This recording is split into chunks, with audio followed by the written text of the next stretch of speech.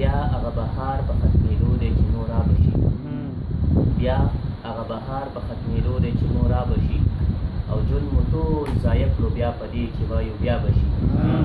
غیرو په تیارو کې هم ډیوې د رڼا بلې کړي